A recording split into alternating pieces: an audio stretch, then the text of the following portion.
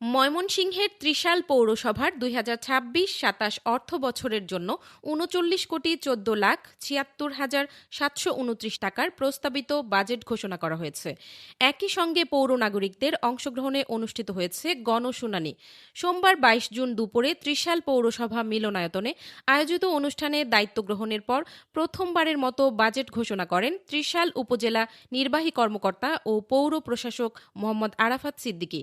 ঘোষিত বাজেট অনুযায়ী রাজস্ব খাতে আয় ধরা হয়েছে ১২,৫৪,৭২৯ টাকা এবং উন্নয়ন খাতে আয় ধরা হয়েছে ২৬,৬০,০০,০০০ টাকা।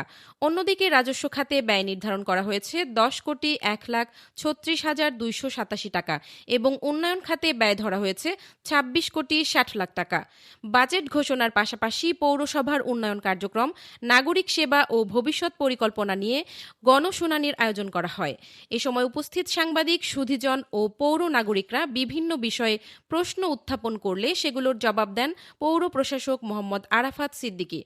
অনুষ্ঠানে আরও উপস্থিত ছিলেন পৌরসভার প্রধান নির্বাহী কর্মকর্তা কাবেরী জালাল, উপজেলা সহকারী কমিশনার ভূমি মাহবুবুর রহমান, পৌরসভার সহকারী প্রকৌশলী লুৎফুল ইসলাম, হিসাবরক্ষণ কর্মকর্তা কফিল উদ্দিন এবং প্রধান সহকারী ইসহাক হোসেন সহ অন্যান্য কর্মকর্তা কর্মচারীরা।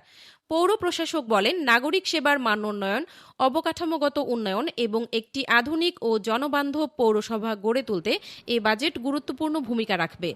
তিনি পৌরবাসীর মতামত ও সহযোগিতাকে সর্বোচ্চ গুরুত্ব দিয়ে উন্নয়ন কার্যক্রম বাস্তবায়নের প্রত্যয় ব্যক্ত করেন।